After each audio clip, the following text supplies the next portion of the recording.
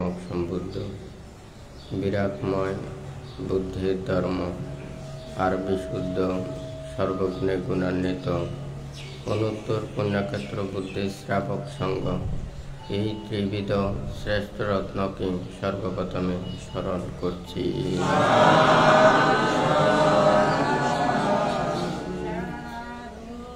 আজকে দুতাঙ্গ কুটিরে উপস্থিত, আজকে বুদ্ধ মহাধাতু চিত্রে উপস্থিত, বুদ্ধ মহাধাতু চিত্রে সংশ্লিষ্ট দায়ক দায়িকা, উপাসক উপাসিকা তথা বিভিন্ন জায়গা হতে আগত সদ্ধর্মের পূজারী উপাসক উপাসিকা বৃন্দ, আপনাদের উদ্দেশ্যে কিছু ধর্ম উপদেশ প্রদান করার প্রারম্ভে প্রত্যেকের প্রতি মৈত্রীময় আশীর্বাদ জানাচ্ছি।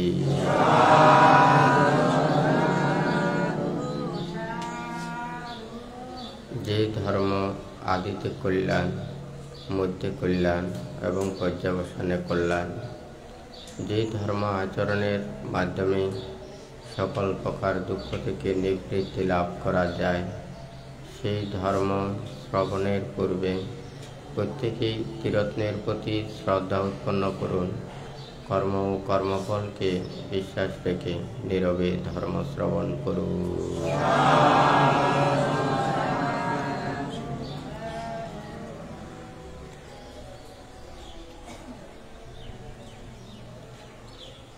বুদ্ধ ধর্মপদের গাথায় বলেছেন, পবিম্বে রসং পিত্বা রসং উপশমস্যতে নিধর হোতি নিপাপো ধম্মপীতি রসং পিবং পবিম্বে রসং পিত্বা রসং উপশমস্যতে নিধর হোতি নিপাপো ধম্মপীতি রসং পিবং পবিম্বে রসং পিত্বা রসং উপশমস্যতে নিধর হোতি নিপাপো ধম্মপীতি রসং পিবন্তি।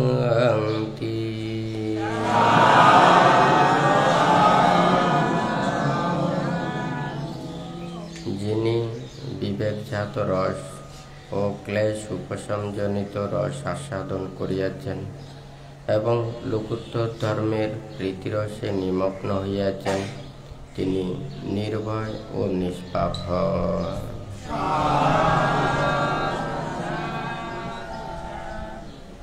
এখানে বুদ্ধ যেই উপলক্ষ করে দেশনা প্রদান করেছেন, ত্রিরত্নের প্রতি শ্রদ্ধা না থাকলে, কর্মফলের প্রতি বিশ্বাস না থাকলে, ধর্মকে সঠিক রূপে আচরণ না করলে এবং ধর্ম উপলব্ধি না করলে এই ধর্মপদের গাথাটা উপলব্ধি করা বা আয়ত্ত করা সম্ভব নয়।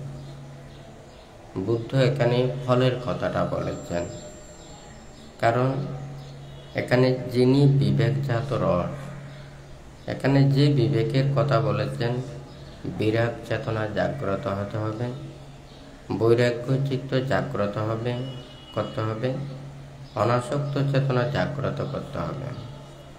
আবার ক্লেশ উপশমজনিত রস, এটা সংযোজন, লোভ দেশ মোহ তৃষ্ণা ক্ষয়জনিত নিজের সেই সুখ শান্তি উপলব্ধি করা। লোকোত্তর ধর্মের রস অর্থাৎ শ্রদ্ধাভক্তি সুকৃতগামী অনাগামী অরহত মার্গ ফলাদি জ্ঞান লাভের মাধ্যমে যে সুখ শান্তি অনুভব করা। যারা এই ত্রিবিধ রস উপলব্ধি করেছেন, আয়ত্ত করেছেন, তারা নির্ভয় এবং নিষ্পাপ হয়ে থাকেন। আজকে আপনারা প্রত্যেকে সমবেত হয়েছেন। আমরা প্রত্যেকেই জানি পাপ কোথা থেকে উৎপন্ন হয় এবং পাপ কোথায় স্থিত থাকে, কিসের কারণে পাপটা উৎপন্ন হয় নাকি না। তাহলে আমরা প্রথমে যাই, পাপ কোথা থেকে উৎপন্ন হয়। পাপ হচ্ছে প্রথমে মন থেকে উৎপন্ন হয় এবং সেই মন একাকী নিজেই উৎপন্ন হতে পারে না। তাহলে সেটা এই কায়ের দ্বারা পাপকর্ম না করলে, বাক্যের দ্বারা দুর্বাক্য ভাষণ না করলে, মনের দ্বারা পাপ চিন্তা না করলে তাহলে কেউ পাপ করতে পারে না। তাহলে পাপ করার সময় এই দেহ এবং মন এই দুইটা লাগে। এবং এই যদি নিজের কায়কে শুদ্ধ করে, বাক্যকে শুদ্ধ করে এবং মনটাকে যদি শুদ্ধ করে, তাহলে সে সহজে পাপ থেকে বিরত রাখতে পারে। কিন্তু লোভ, দেশ, মোহ সেই ক্লেশাদি ধ্বংস করতে না পারলে আপনি যতই ওখানে পরিষ্কার পরিচ্ছন্নভাবে চলুন না কেন, পাপ আপনাকে আক্রান্ত করবে। যেমন আমরা যদি বলি জীবাণু, আপনি খুব পরিষ্কার পরিচ্ছন্নভাবে চলেন, কিন্তু আপনি তো জীবাণুকে দেখেন না, জীবাণুকে চেনেন না, নাকি না। কোন জিনিসের সাথে জীবাণু আছে, সেই জীবাণু কিন্তু আক্রান্ত করলে আপনাকে অবশ্যই সেই রোগটা সৃষ্টি হবে, নাকি না। আপনি কিন্তু জীবাণুকে দেখা যায় না, নাকি না। ঠিক তদ্রূপ এই মনের লোভ, দেশ, মোহ, অবিদ্যা, তৃষ্ণা, ক্লেশ এগুলো কি দেখা যায়? দেখা যায় না।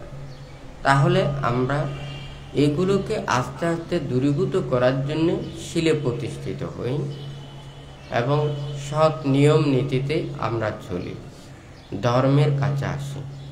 তাহলে ধর্ম আচরণ করা, শীল প্রতিপালন করা, ধর্ম চর্চা করা, এটার মাধ্যমে থাকলে আমাদের মনে তখন নানান কিছু খারাপ এগুলো উৎপন্ন হতে পারে না। তো যার কারণে এখানে মনটাকে আমাদের কি করতে হবে, এটাকে পাপমুক্ত করার জন্য আমাদেরকে ধর্ম কথা ভাবা, ধর্ম কাজ করা, ধর্ম চিন্তা করা, এটা আমাদের করতে হবে। কিসের জন্য? মন যাহাতে জায়গা না পায়। আপনি যখন ধর্ম কাজ করেন তখন কিন্তু অন্যান্য পাপ কাজের এটা সময় পান না। যখন ধর্ম চিন্তা করেন তখন মনের মধ্যে নানান কিছু এটা উৎপন্ন হয় না। তাহলে এটার জন্য আমাদেরকে মনটাকে ঠিক রাখার জন্য, কায়ের জাগতিক যত প্রকার অকুশল আছে এগুলোকে পরিত্যাগ করার জন্য, মনে যাহাতে উৎপন্ন না করার জন্য আমরা এটার ব্যবস্থাপনা। একটা রাস্তা দিয়ে সবাই চলে, কাঁচা রাস্তা দিয়েও চলতে পারে, ইটের রাস্তা দিয়েও চলতে পারে, আবার পাকা পিচ করা রাস্তা দিয়েও চলতে পারে। রাস্তায় যথাযথ সুব্যবস্থাপনা থাকা এবং নির্দেশনাগুলো থাকা, এগুলো যত রাস্তাটা ভালো হবে আমাদের চলতে সুবিধা হবে, অসুবিধা হবে না, দুর্ঘটনা হবে না এবং নিশ্চিন্তে সবাই চলতে পারে। কথাটা ঠিক নাকি বেটে?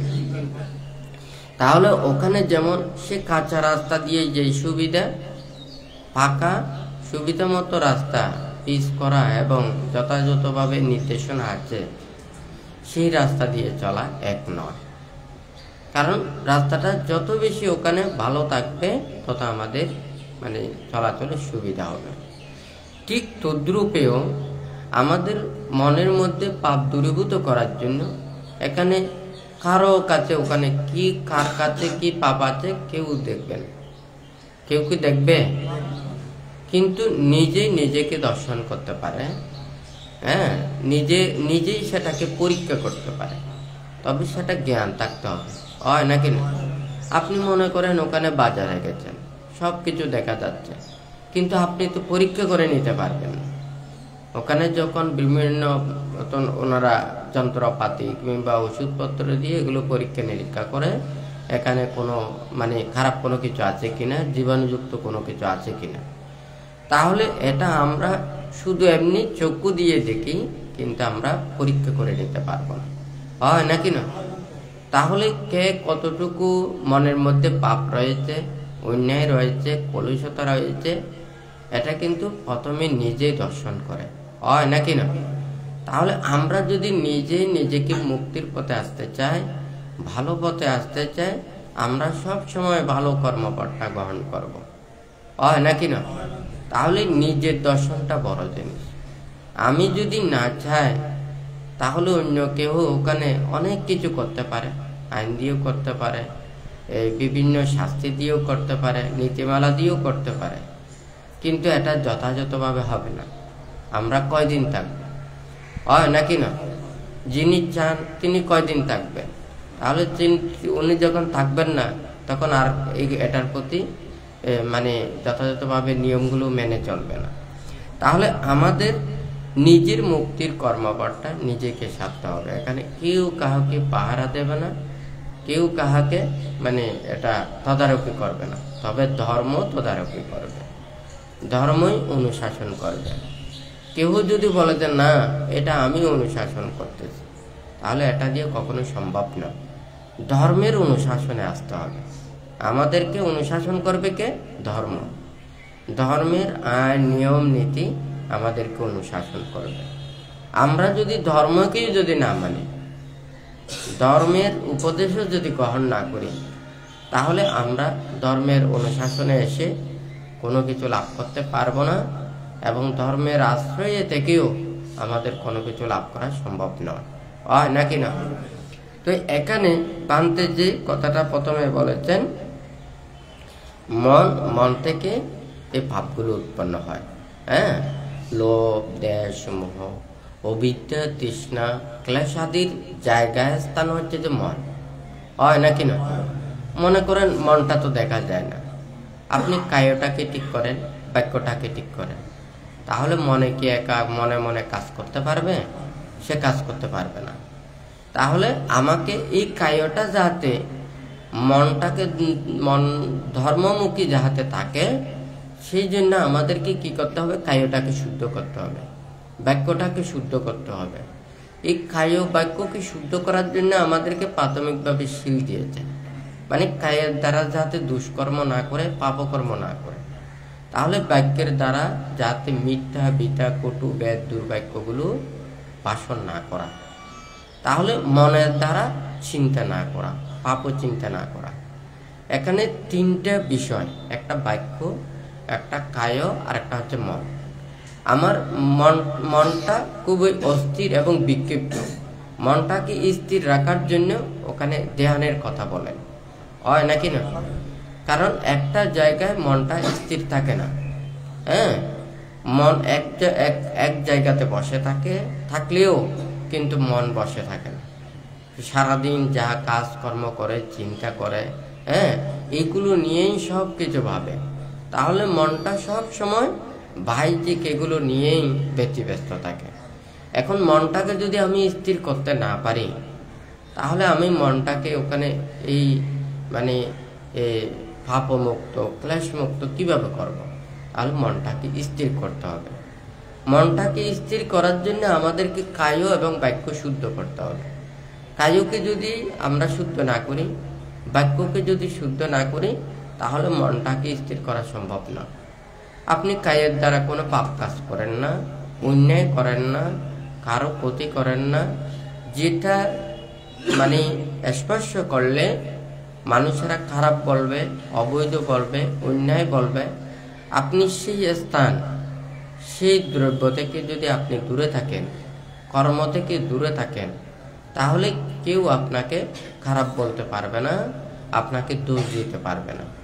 তাহলে আমি যদি মনের দ্বারাও যদি বলি, আমি যদি কায়ের দ্বারা যদি এটা যদি স্থির না রাখি, তাহলে কিন্তু আমাকে এটা কি করবে, এটা আমাকে তো মানে দোষারোপ করবে, হয় নাকি না? ভান্ত অনেক সময় দেশনায়ও বলে থাকে, ওখানে অনেক কিছু বিচার পরীক্ষা অনেক কিছু করে থাকে। এই বিচার, এই সাক্ষ্য প্রমাণ পরীক্ষা এগুলো কেন করে? এখানে বাহ্যিকগুলোই ওখানে চিন্তা করে, কিন্তু ভিতরের গুলো চিন্তা করে না। কার মনের মধ্যে পাপ আছে, ভাব নেই, এগুলো কিন্তু দেখা যায় না, হয় নাকি না? তবে মানুষেরা যদি জানে যে এই মানুষটা ভালো মানুষ, এই মানুষ কোনোদিন এই পাপ করতে পারে না, হ্যাঁ, সে পাপের কাছেও ছিল না, পাপের স্থানেও ছিল না, এবং ও এখানেও কোনোদিন যায়নি, তাহলে কেউ যদি তাহাকে যদি সেটা যদি অপরাধীও সাব্যস্ত করে, এটার কোনো প্রমাণ ওখানে পাওয়া যাবে না, হ্যাঁ। কিন্তু সেই মানুষটা যদি কোনো পাপ কাজও না করে, কিন্তু পাপের স্থানে গমন করে, হ্যাঁ, পাপ সঙ্গীদের সাথে মেলামেশা করে, তাহলে সে কিন্তু পাপ নাও করতে পারে, কিন্তু তাহাকে কি সন্দেহ করবে, হয় নাকি না? তাহলে তো ধর্ম আমাদেরকে শুধু পাপ থেকে বিরতি তা নয়, পাপের স্থান থেকেও বিরতি, পাপের সঙ্গী থেকেও বিরতি। সেই জন্যই তো বলেছেন, আছে বানা চা বালানা পণ্ডিতা নাঞ্চা সে বানা, পূজা চা পূজনীয় নাম। তাহলে পূজনীয় ব্যক্তির পূজা করা, হ্যাঁ, অজ্ঞানী ব্যক্তির সেবা না করা, জ্ঞানী ব্যক্তির সেবা করা, হয় নাকি না? তাহলে এই যে কথাটা বলেছেন, তাহলে এইগুলো যদি আচরণ করে তাহারা অবশ্যই কি ওনাদের এই নিম্নগতিটা হবে না। কিন্তু আপনি যদি কোনো কিছু অন্যায় না করেন, আপনি যদি পাপমুক্ত হয়ে থাকেন, কোনোদিন পাপ কাজের সাথে যুক্ত হতে পারবেন না, অন্যায় কাজের ওখানে যুক্ত হতে পারবেন না, হয় নাকি না? তাহলে বুদ্ধ কিভাবে আমাদেরকে শিক্ষাটা দিয়েছেন, এই গাথাটা কিন্তু সাধারণত্বে নয়। যতক্ষণ না পর্যন্ত মন এটা বিরাগের দিকে ধাবিত না হবে, এটা বৈরাগ্য চেতনা জাগ্রত না হবে, অনাসক্ত চেতনা জাগ্রত না হবে, ততক্ষণ পর্যন্ত কিন্তু এই মানে ধর্মপদের গাথাটা উপলব্ধ হওয়া সম্ভব নয়। তাহলে সাধারণ মানুষকে আগে আমাকে বুঝাতে হবে কি, আমাদের পাপটাও তাকে মনে, হয় নাকি না? আবার এই মন দ্বারাও আমাদেরকে কি আবার দুঃখ পেতে হয়। দেখুন মনে করেন জন্ম জন্মান্তরে কে কতটুকু পাপ কাজ করেছে, পুণ্য কাজ করেছে, এখানে কি কোথাও লেখা আছে? হ্যাঁ, একটা কথা বলি, যেমন মনে করেন একটা বীজ যখন ওখানে কাটা হয়, এই বীজটা পরিপক্ক কিনা অপরিপক্ক কিনা, হ্যাঁ, এটার হেতু কি ধরনের, এটার ভিতরে কোনো জীবাণু আক্রান্ত করেছে কিনা, এটা কিন্তু এমনি দেখা যায় না। এই বীজটা কিন্তু সাদাই সাদা, ভিতরে সবগুলো সাদা দেখা যায়, কিন্তু সাদা হলে কি হবে, এটা যখন অঙ্কুরিত হবে তখন কিন্তু দেখা যাবে যে এই বীজটা পরিপক্ক নাকি অপরিপক্ক, হয় নাকি না? এই বীজ ওখানে জীবাণু আক্রান্ত করেছে কিনা। যেমন দেখা যায় আমরা অনেকেই বলি, এগুলো তো আমরা দেখি না, এই বৃক্ষ বীজ মূল এগুলো কিন্তু রোগে আক্রান্ত হয়, হয় নাকি না? অনেক সময় দেখা যায় যে বিদেশ থেকে যখন যদি কোনো গাছ বা বীজ কোনো কিছু আনা হয়, এগুলো পরীক্ষা করে, কারণ এইটার সাথে কোনো জীবাণু আসতেছে কিনা, হ্যাঁ, কারণ ওই গাছের সাথে যদি জীবাণু আসে তাহলে এটা সংক্রমিত হয়ে এখানে বিভিন্ন ধরনের এটা মানে রোগে আক্রান্ত হতে পারে। তো যাই হোক, এখানে ভান্তে কথা বলার অর্থটা হচ্ছে, কার কর্ম বিপাকে জন্ম জন্মান্তরের কর্মসংস্কারগুলো রয়েছে, এটা কিন্তু ওখানে যদি মাথা থেকে পা পর্যন্ত খণ্ড বিখণ্ডও যদি করে, এখানে কিন্তু দেখা যাবে না, হয় নাকি না? কিন্তু এটা যখন ওই বীজটা যখন আস্তে আস্তে বড় হবে, অঙ্কুরিত হবে, তখন থেকে বোঝা যাবে। কারণ দেখা যাবে যে পরিপক্ক বীজ, এটার মূলটা খুব ভালো হবে, গাছটা মানে পোক্তা হবে, হ্যাঁ, সুস্থ হবে, হয় নাকি না? আর দেখা যাবে যে যেটা মানে অর্ধ পরিপক্ক, এটা দেখা যাবে যে মূলটা মানে এত সুস্থ হবে না, ভালো হবে না, হ্যাঁ, গাছটা হবে যে আস্তে আস্তে মরা, পাতাটা এত বড় হবে না, হয় নাকি না?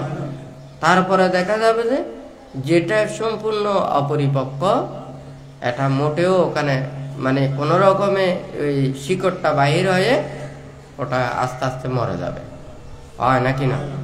ভান্তে বলেছে যে কি ওই বীজের কি হেতুগুলো রয়েছে এমনি দেখা যাচ্ছে না, যখন আস্তে আস্তে সেটা বড় হচ্ছে এগুলো সব এটা ধরা পড়ছে, হয় নাকি না? ছোট শিশু যখন জন্ম হয়, এই শিশু এখানে পাপিও না, পুণ্যবানীও না, ধার্মিকও না, অধার্মিকও না, হয় নাকি না? কে কখন মৃত্যুবরণ করবে, কার কর্মের বিপাকে কি আছে, এটা কিন্তু দেখা যাচ্ছে না।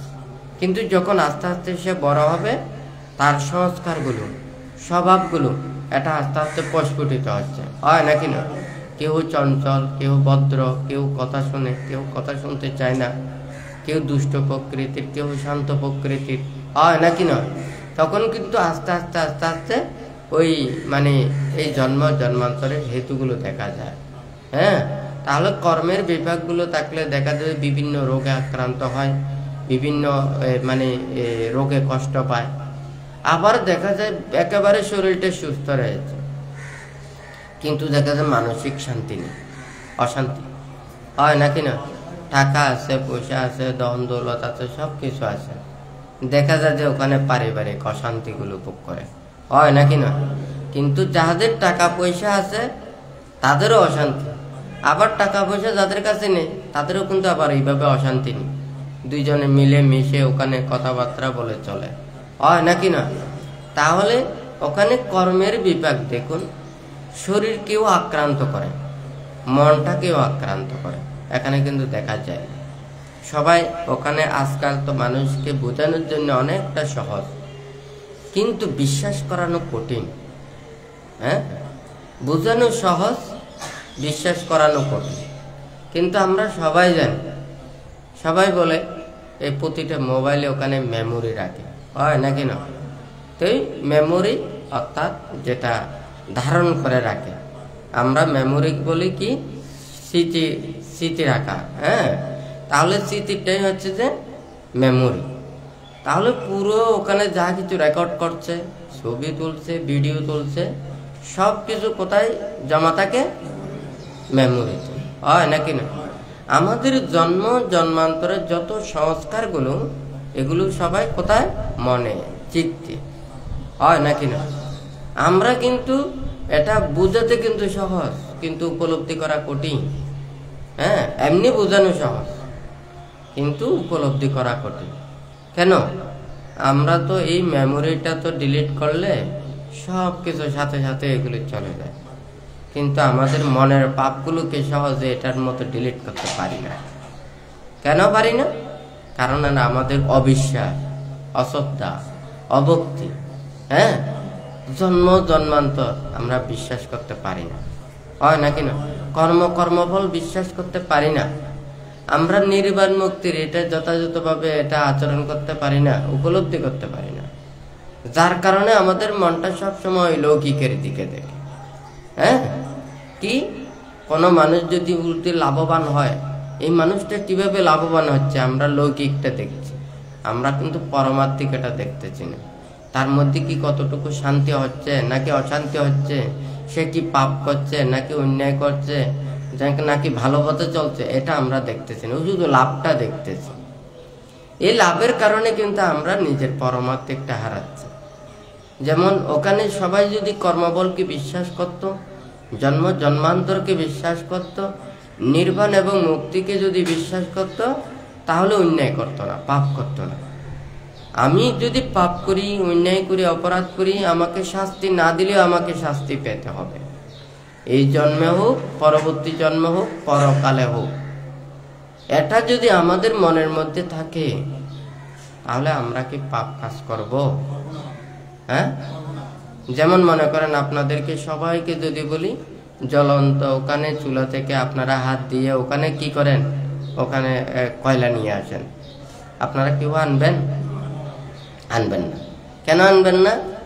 ওখানে হাতে লাগলে ওটা পোড়া খাবেন, হ্যাঁ, ব্যথা পাবেন, জ্বলে যাবে, হয় নাকি না? এটা কিন্তু বলাটা ঠিক। ওই আগুনটা আপনারা দেখছেন, আগুনের ওখানে ফলটা আপনারা উপলব্ধি করেছেন, সেই জন্য কিন্তু আপনারা ওটা ধরবেন। এখন কখন পরলোক, স্বর্গে যাব নাকি নরকে যাব, নির্বাণ মুক্তি পাবো নাকি পাবো না, এরা তো পাপ করতে করতে দিনে দিনে ধনী হয়ে যাচ্ছে, অন্যায় করতে করতে উপরের দিকে চলে যাচ্ছে। যারা অন্যায় করতেছে তারা দিন দিন লাভবান হচ্ছে, হয় নাকি না? এখন এইগুলো চোখে দেখে আমি ভালো পথে চলবো, নীতির পথে চলবো, এই মনের মধ্যে এটা উৎপন্ন হয় না।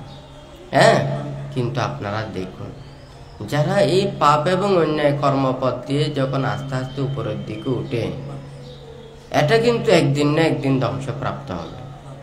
হ্যাঁ, একটা বিল্ডিং এর যদি ওখানে ফাউন্ডেশন যদি ভালো থাকে, এটা উপরের দিকে তুললে এটা কিন্তু ভেঙে পড়বে না। হ্যাঁ, এটা এত বেশি ক্ষতি হবে না। কিন্তু ফাউন্ডেশন যদি এটা যদি কম থাকে, সে টাকা পেয়েছে দিন দিন দিন দিন শুধু উপরের দিকে উঠতেই আছে, এটা যখন লোড নিতে পারবে না, সেই দিন এটা ভেঙে পড়বে, হয় নাকি না? যারা পাপ করে, অন্যায় করে, অপরাধ করে, তারা দিন দিন উপরের দিকে উঠে যাবে। হ্যাঁ, আবার কি ভালো কাজ করলে কি উপরের দিকে উঠে না? উঠে। এটা তার মনের মধ্যে কোনো ভয় থাকবে না। হ্যাঁ, মনের মধ্যে কোনো ওখানে মানে সংকোচতা থাকবে না, কেউ তাহাকে নিন্দা করবে না, তিরস্কার করবে না, মানে সবাই সম্মান করবে, শ্রদ্ধা করবে, ভক্তি করবে। সে ভালো কর্মপথ দিয়ে আস্তে আস্তে উপরের দিকে উঠবে, তাহাকে কেউ নিজের দিকে নামাতে পারবে না, হয় নাকি না? আর যে খারাপ অন্যায় পাপ কর্ম করে দিন দিন উপরের দিকে উঠবে, সেটাও কিন্তু তাড়াতাড়ি পড়বে। হ্যাঁ, সময় যখন হবে তখন পড়বে। বুদ্ধ সবসময় এটাই বলেছে যে আমরা তো এখানে কি ধর্মের কাছে আসি। একটা ওখানে ক্ষেতের কাছে, ওখানে মানুষেরা ক্ষেত করে, এটা কি ফসল নেওয়ার জন্য, হ্যাঁ, ফল নেওয়ার জন্য, শস্য নেওয়ার জন্য, হয় নাকি? আমরা সবাই ধর্মের কাছে এসেছি, এটাইও তো আমাদের একটা লক্ষ্য আছে। আমরা কি নেব?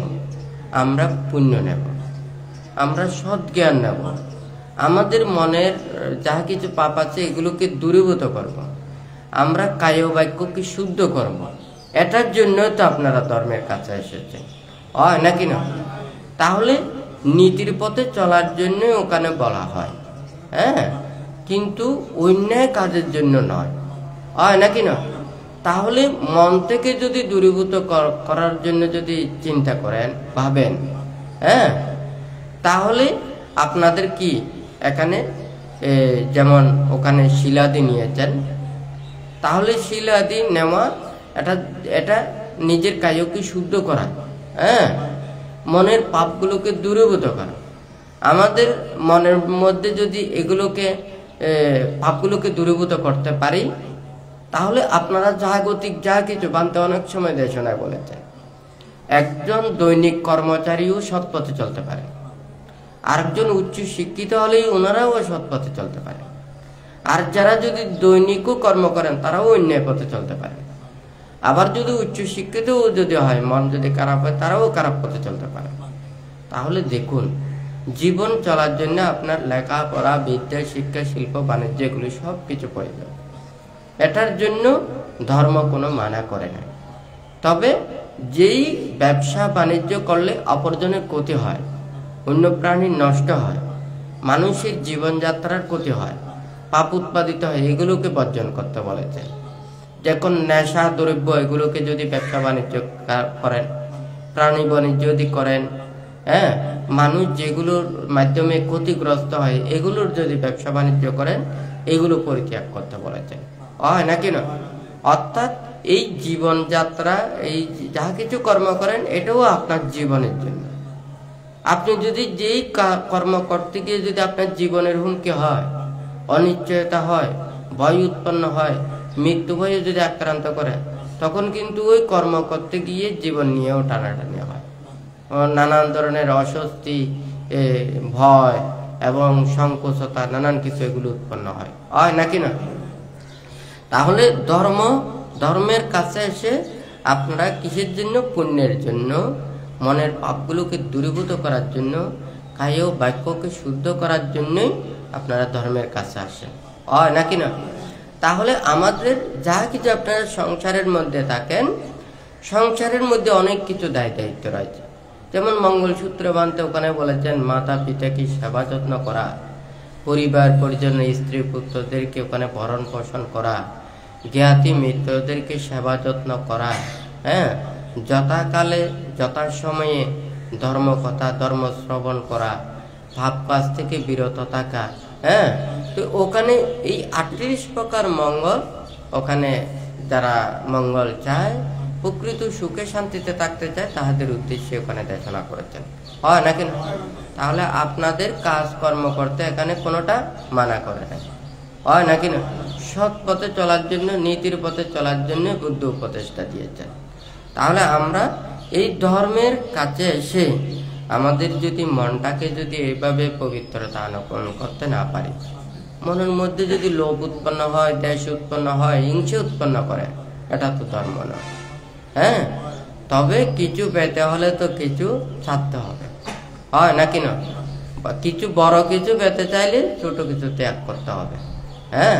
আমি বৃহৎ সুখ যদি লাভ করতে চাই, ক্ষণিক সুখকে পরিত্যাগ করতে হবে। সেই হেতুতে এখানে ধর্ম আচরণ করতে গিয়ে আমাদেরকে অনেক কিছু যেগুলো ত্যাগ করতে হয়, তাহলে সেই বিপুল সুখের আশায়, বিপুল পুণ্যের আশায়, নিজের জীবনের এগুলোর ভালো কিছুর আশায় আমাদেরকে ত্যাগ করতে হয়, হয় নাকি না? যেমন মনে করুন, মাতা পিতারা সবসময় যদি ধর্মের প্রতি থাকে, ধর্ম আচরণ করে, সৎ ছেলে যদি প্রতিষ্ঠিত হয়, তারা যখন আস্তে আস্তে বড় হয়, তারাও মাতা পিতাকে দেখাশোনা করে থাকে, ধর্মপথে চলে থাকে, হয় নাকি না? সেই ছেলে মেয়েরা শিক্ষিত হলে তারা যদি যেই জায়গাতে কাজ করে, ওখানে সবসময় ভালো হিসেবে পরিচিত হয়, হয় নাকি না? যারা অন্যায় করে, অপরাধ করে, পাপ করে, তাহাদেরকে শুধু যেদিকে যায় সেদিকে যদিও বা উন্নতিও হয়, কিন্তু একদিন নয় একদিন তাদের পরাস্ত হবে। এই নিজের জীবনকে সারা জীবন ঠিক করে রাখা, সংযত করে রাখা, ধর্মপথে রাখা, ভালো পথে রাখা, এটা হচ্ছে সবচাইতে বড় দায়িত্ব। যতক্ষণ প্রাণ আছে, আপনি মনে করেন 90 বছর বাঁচবেন, হ্যাঁ, 85 বছর পর্যন্ত আপনি ভালো মতে চলেছেন, শেষ 5 বছরে এমন কাজ করেছেন, ধর্মের নষ্ট করেছেন, অনিষ্ট সাধন করেছেন, অপরজনের ক্ষতি করেছেন, হয় নাকি না? শেষ ভালো যার, সব ভালো তার, হয় নাকি না?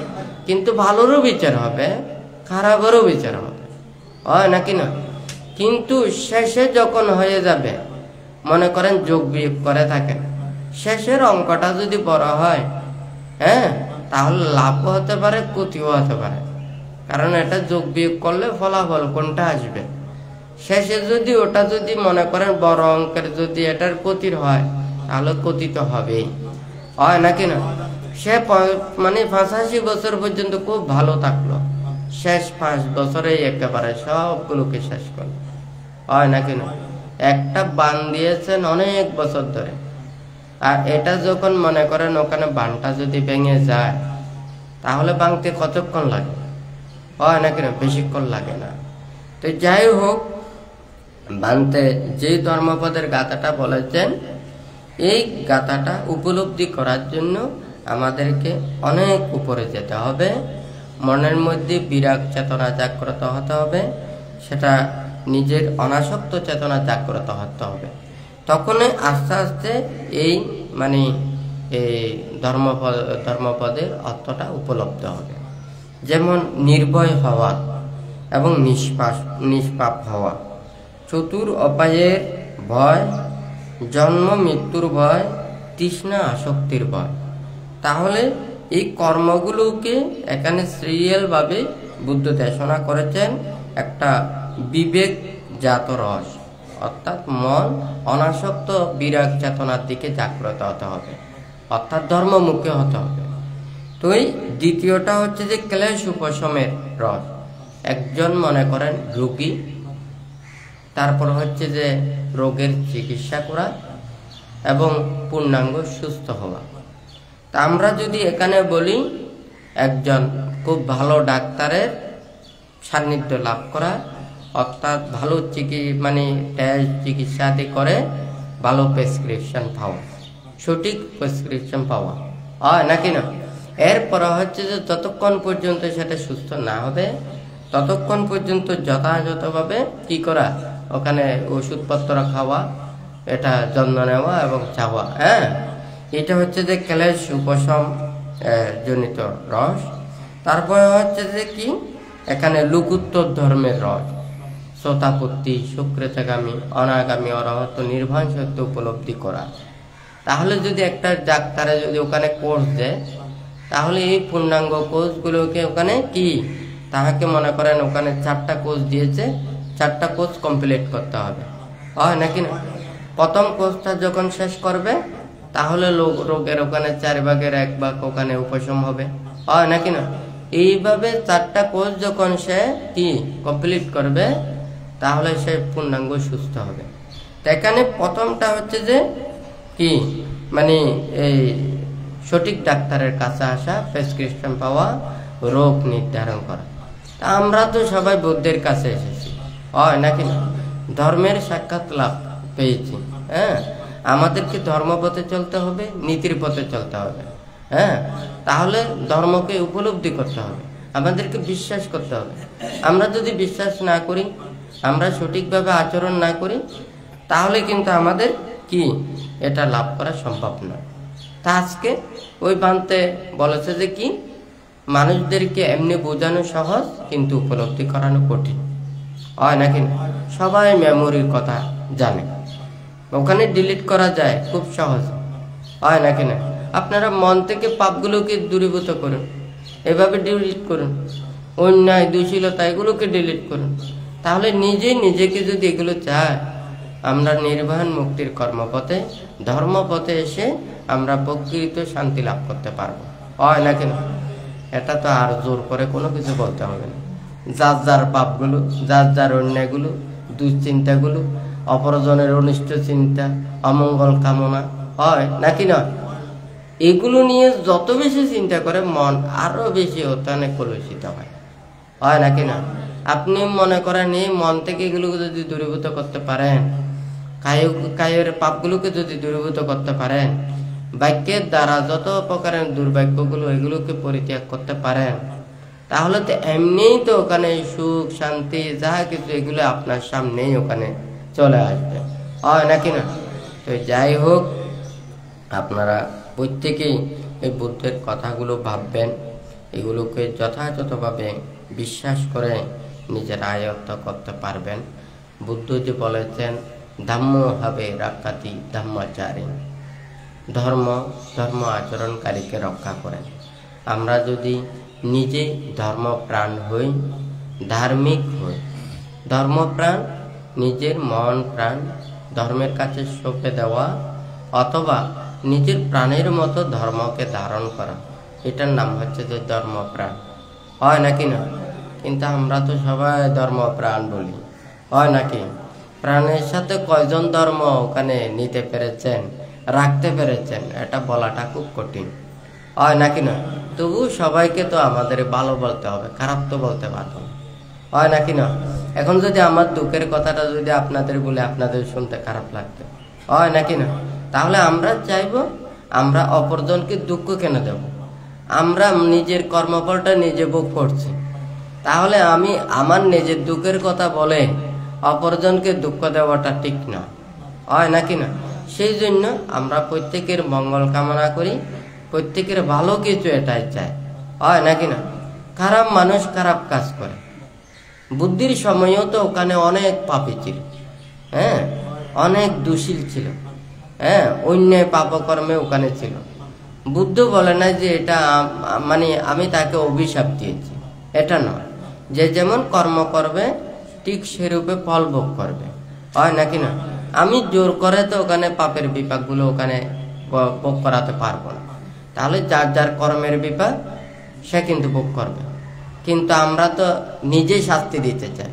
সে যখন আমাকে লাথি একটা মেরেছে, আমি আমার গায়ে জোর আছে, আমার শক্তি আছে, আমি 10টা দিতে পারবো না, হয় নাকি না?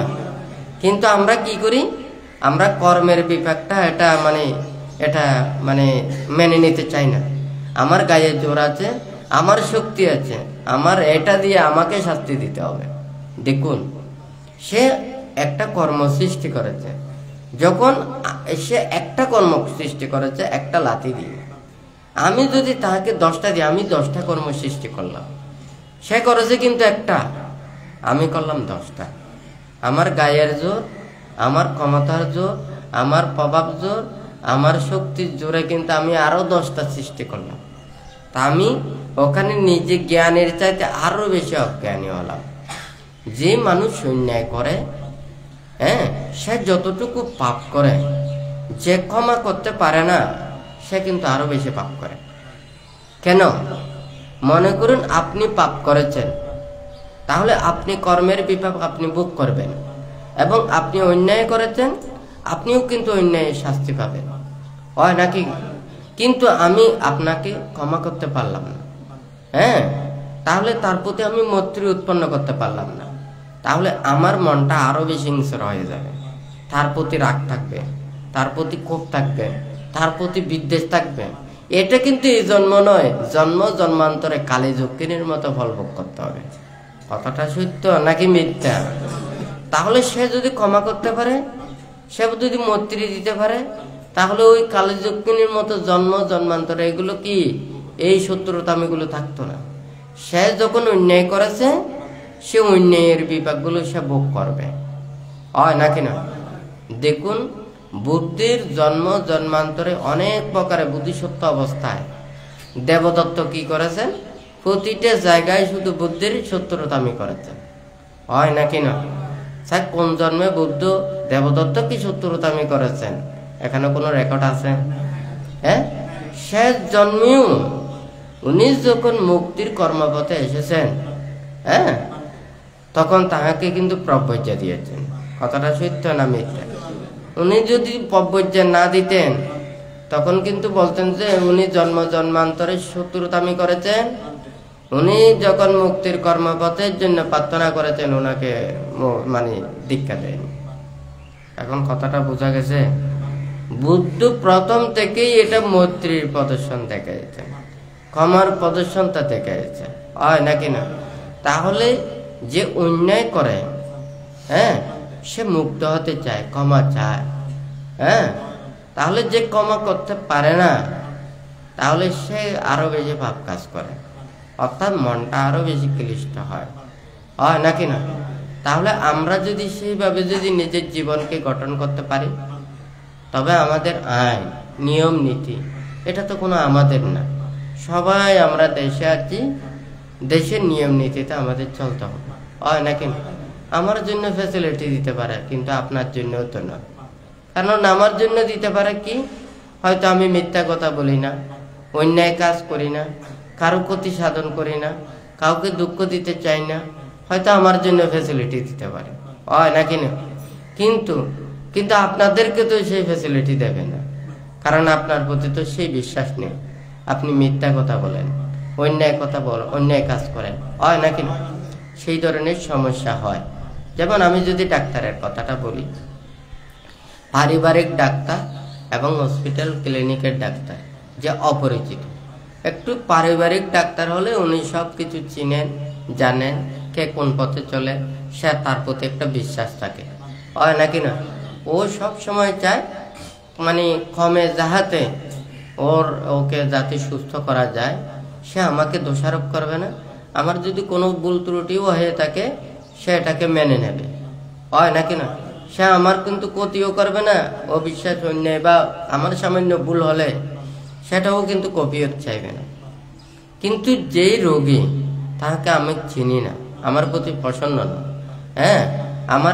আমার চিকিৎসার প্রতি শ্রদ্ধাশীল না, বিশ্বাস করে না, এবং নানা ধরনের পরিচিত ওখানে পরচনায় ওখানে চলে, হয় নাকি না? তখন সেই রোগীটাকে আমি ভালোর জন্য একটা সুপরামর্শ দিলাম, কিন্তু ঠিকই ওটা ভালো হতো, কিন্তু সে আমার প্রতি অবিশ্বাস।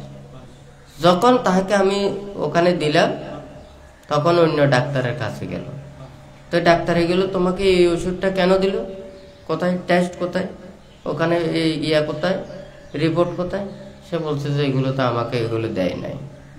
তাহলে এটা কোন ডাক্তার দিয়েছে, হয় নাকি না? তাহলে এখানে বানতে এই কথাটা বলার অর্থটা হচ্ছে, মানে যখন দেখা যাবে যে সে ডাক্তারের প্রতি বিশ্বস্ত নয়, বিশ্বাস করে না, তখন সে কিন্তু এই ডাক্তারের মিথ্যা ওই আরেকজনের কথাটা শুনে সে এই ডাক্তারের নিন্দাও করতে পারে, খারাপও বলতে পারে। তখন আমি দেখলাম এই মানুষটা তো টাকা পয়সা এতগুলো নেই, সে এতগুলো টেস্ট করাতে পারবে না, এইভাবে পারবে না, এত ব্যয়বহুল এটাও সম্ভব নয়। সে সামান্যভাবে এইভাবে যদি কিছুটা রোগ নিরাময় হয় তাহলে অন্য পন্থার মাধ্যমে সে সুস্থ হতে পারে।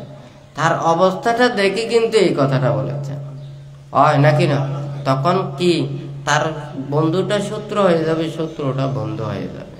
এই জগৎটা বড়ই মানে বিচিত্র, হয় নাকি না? কখন কে কার শত্রু হয়, কে কার মিত্র হয়, কার স্বার্থ কোন দিকে টান দেয়, লাভ কোন দিকে চায়, এটা বড় আপনারা পরিবার পরিজনের সংসারের মধ্যে সব সময় থেকে, হয় নাকি না? আজকে ভালো কালকে খারাপ, হয় নাকি না? আজকে গলাগলি কালকে পিঠ বাজাবাজি, হয় নাকি নয়?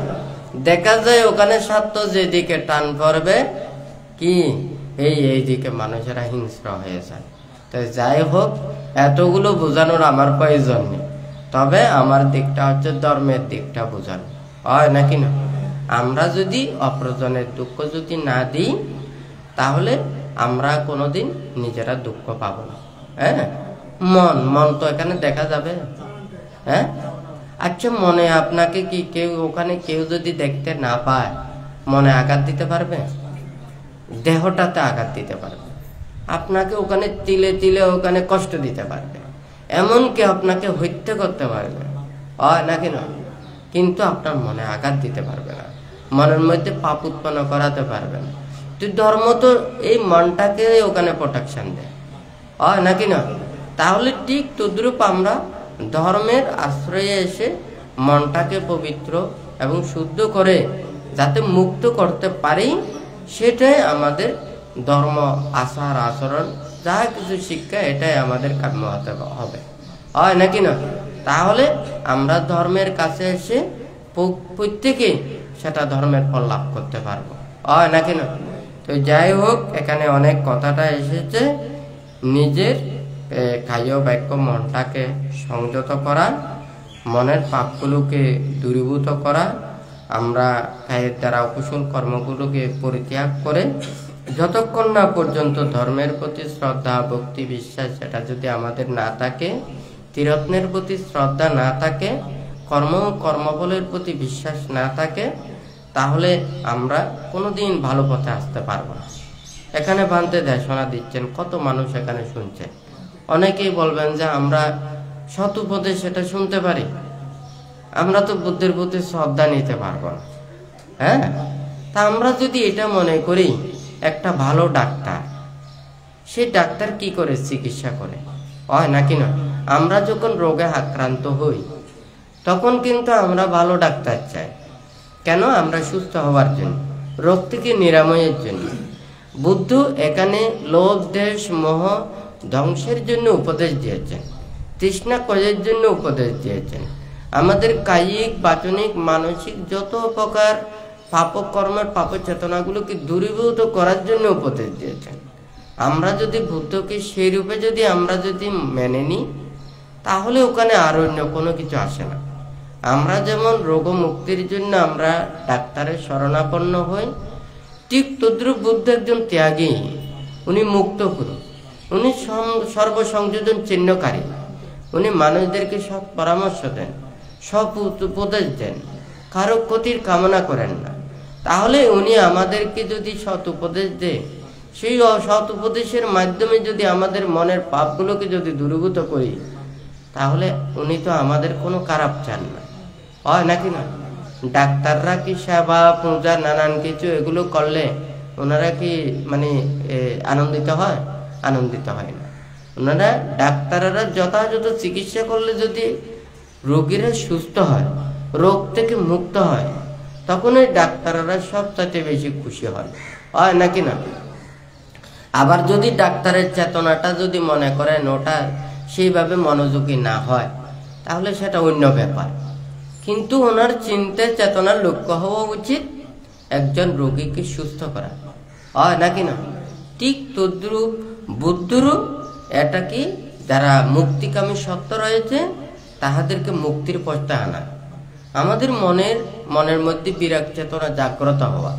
বুদ্ধ সব সময় ত্যাগের কথা বলেন, বিরাগের কথা বলেন, মৈত্রীর কথা বলেন, অহিংসার কথা বলেন।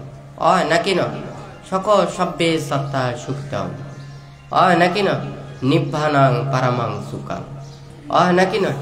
তাহলে এই ত্যাগময় সুখকেই বুদ্ধ পরম সুখ বলেছেন, এবং এই যে সকল প্রকার এই পাপগুলোকে দূরীভূত করার জন্য বলেছেন। নাকি না সকল প্রাণীর প্রতি মৈত্রী প্রদর্শনের কথাটা বলেছেন। আমিও বেঁচে থাকতে চাই, সকল প্রাণী বেঁচে থাকতে চায়। নাকি না আমার গায়ে জোর আছে, আমার শক্তি আছে, সেই দুর্বল প্রাণী, সেই মানে নিচু প্রাণীও হিসেবে কিন্তু বেঁচে থাকতে চায়। আমি যদি সকল প্রাণীর প্রতি মৈত্রী পরায়ণ হই, তাহলে সেই প্রাণীর প্রতিও আমার মানে কি, তাকে সেই করুণা, মুদিতা, উপেক্ষা এই চেতনা উৎপন্ন করা হয়।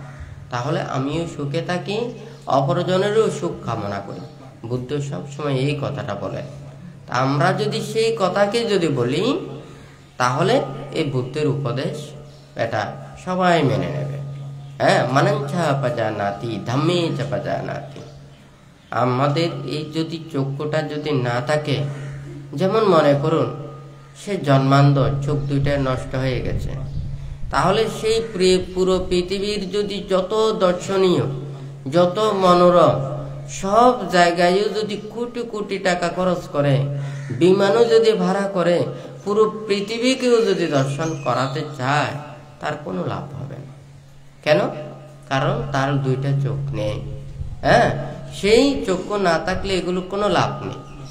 তাহলে মন না থাকলেও ধর্ম উপলব্ধি সম্ভব নয়, নাকি না। আমরা সবাই চাই তো মনকে ধরতে, মনটাকে দর্শন করতে, মনের পাপ মুক্ত করতে। তাহলে আমাদের ধর্মের কাছে আসতে হবে। বুদ্ধ তো বলে নাই যে আপনারা মনের মধ্যে পাপ, কালিমা, অন্যায়, অপরাধ যা কিছু করে আমাদেরকে টাকা পয়সা ধন দৌলত দিয়ে শুধু বুদ্ধের ঘর বানান, বুদ্ধকে সেবা করেন, বুদ্ধকে পূজা করেন, এটার বেশি পুণ্য হবে। বুদ্ধ তো সেটা বলে নাই।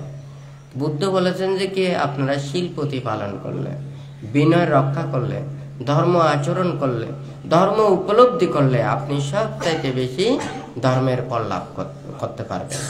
নাকি না মানঞ্চা পাজানাতি ধাম্মে চা পাজানাতি। আপনি ধর্মের কাছে আসতে পারবেন, ধর্মকে উপলব্ধি করতে পারবেন, যার মনটাকে যত পবিত্র করবেন, কলুষ মুক্ত করবেন। নাকি না। তাহলে আমরা ধর্মের কাছে এসে মনটাকে পবিত্র করি, মনটাকে শুদ্ধ করি। তাহলে সেটা করতে পারলে ওখানে আমরা নিজেরাই ওখানে মুক্তির পথে আসতে পারবো। ভাবতে অনেক সময় এখানে বুদ্ধ যা কিছু ত্রিপিটকের মধ্যে দেশনা করেছেন, পূজা, সেবা, সৎকর্ম, কুশল কর্ম সম্পাদন করা, এগুলো হচ্ছে যে মানে ভালো কর্মের মধ্যে অন্তর্গত। এটার জন্য অনেক কিছু করেছেন, বলেছেন। কিন্তু যখন লোকোত্তর বিষয়ে যায়, পরমাত্মিক বিষয়ে যায়, বুদ্ধির প্রকৃত যেই দর্শনে ওখানে যখন যায়, তখন কিন্তু এগুলো কোনো কিছুই ওখানে নেই। ওখানে করছে যে কি, দেহের বর্ণনা, মনের বর্ণনা, চিত্ত উৎপত্তির বর্ণনা, কায়ের যা কিছু মন সম্পৃক্ত হয়ে কায়ের দ্বারা যা কিছু কর্ম সম্পাদন করে, এগুলোর বর্ণনা করেন। কিন্তু এই বিষয়বস্তু আমাদেরকে দায়ক দায়িকা, উপাসক উপাসিকাদেরকে সবাইকে এটা বোঝান না। তো যার কারণে অনেকেই মনে করেন এই বুদ্ধির ধর্মটা হচ্ছে যে এখানে পূজার ধর্ম। তাহলে এটা পূজাটা কি, একটা মনে করেন ফুল, এই ফুলটা যখন প্রস্ফুটিত হয়, এই ফুল থেকে সুগন্ধ বের হয়, ওখানে ফুলে মধু থাকে, এই ফুলের সৌরভ সেটা হয়। তাহলে ফুল প্রস্ফুটিত হলে এটা কিন্তু অটোমেটিক এটা সৃষ্টি হয়। আপনি যখন মনে করেন আমার সৎ উপদেশে, সৎ নীতিতে, সৎ পরামর্শে আপনি যখন নিজের জীবনকে সুন্দর করতে পারেন, ভালো করতে পারেন, বিপদ মুক্ত হন, তখন অটোমেটিক আপনি আমার প্রতি দুর্বল থাকবেন। নাকি না। আমরা বুদ্ধির সান্নিধ্যে এসে আমরা যখন সেই পাপগুলোকে দূরীভূত করে আমরা শুদ্ধ হতে পারবো, আমরা শান্তি লাভ করতে পারবো, সুখ লাভ করতে পারবো, আমরা অটোমেটিক বুদ্ধির প্রতি শ্রদ্ধাটা এটা উৎপন্ন হবে, হয় নাকি না? তাহলে আমি যদি এটা সুখ লাভ করতে না পারি, এটা শান্তি লাভ করতে না পারি, তাহলে আমার এটা কি থাকবে? যেমন মনে করেন একটা পুলের মধ্যে ওখানে মৌমাছি যায় কিসের জন্য? মধুর জন্য, হয় নাকি না? ওখানে গিয়ে দেখা যায় ওখানে মধু যদি না পায় তাহলে ওখানে থাকবে না, হয় নাকি না? তাহলে কিন্তু অন্য পুলে চলে যাবে। ঠিক তদ্রূপীয় এখানে সবাই যখন ওখানে মৌমাছিরা ওখানে বসে থাকে কখন ফুলের সুগন্ধ আসে, কারণ যখন ফুলটা প্রস্ফুটিত হয় সাথে সাথে সুগন্ধটা বের হয়, ওখানে অপেক্ষা করে না, তখন সাথে সাথে গিয়ে ওখানে মধু আহরণ করতে, তাহলে দেরিতে হলে তো ওখানে মধু থাকবে, হয় নাকি না? ঠিক তদ্রূপ যারা মুক্তির জন্য চায়, প্রকৃত এটা কি মানে এই জীব জগতের দেহতত্ত্বের এবং মনস্তাত্ত্বিক বিষয় নিয়ে কোনো কিছু আসলে লাভ করতে চায়, তাহারা অবশ্যই বুদ্ধের কাছে আসে। হ্যাঁ, বুদ্ধ জ্ঞানী, কায়ের জ্ঞানী, দেহ মনের জ্ঞানী, হ্যাঁ, চিত্ত চৈতসিকের জ্ঞানী, পরলোকের জ্ঞানী, মুক্তির জ্ঞানী। হ্যাঁ, বুদ্ধ সাধারণ মানুষের জন্য না, কিন্তু সাধারণ মানুষ তো অনেক, সাধারণ প্রাণী তো অনেক, তাহাদের সৎ কুশল কর্মের জন্য, ভালো পথে চলার জন্য উপদেশ দিয়েছেন, কিন্তু মূলটা হচ্ছে নিব্বানাং পারামাং সুখাং। হ্যাঁ, তাহলে এই মানে আরো বলেছেন যে কি বুদ্ধ সকল প্রকার বুদ্ধগণই নির্বাণকে পরম বলেন, অর্থাৎ নির্বাণকে শ্রেষ্ঠ বলেন। যেমন আপনাদের দান ধর্ম কুশল কর্ম বলে ওখানে আপনারা স্বর্গে যাবেন, এটা যাবেন, ধ্যান সাধনা করে আপনার ব্রহ্মলোকে যাবেন। হ্যাঁ, তারও স্বর্গ সুখ লক্ষ্য নয়, ব্রহ্ম সুখ লক্ষ্য নয়, লৌকিক ভোগময় সুখ লক্ষ্য নয়, নির্বাণটাই হচ্ছে লক্ষ্য। অর্থাৎ সকল বুদ্ধগণ নির্বাণকে শ্রেষ্ঠ বলেন। তো যাই হোক, আপনারা যারা এখানে উপস্থিত হয়েছেন, যারা শ্রবণ করছেন, আপনারা প্রত্যেকেই যে ধর্মের প্রতি শ্রদ্ধা রেখে প্রকৃত নিজের মনের পাপগুলোকে দূরীভূত করার জন্য নিজেরা ধর্মের আশ্রয়ে থেকে সৎ এবং কুশল কর্ম সম্পাদন করে নিজের সেই দুর্লভ মানব জীবনকে যাতে সার্থকে রূপান্তরিত করতে পারেন, সেইভাবে মনের মধ্যে চেতনা রেখে আপনারা ত্রিরত্নের প্রতি শ্রদ্ধা উৎপন্ন করে প্রত্যেকেই 3 বার সাধুবাদ প্রদান করুন।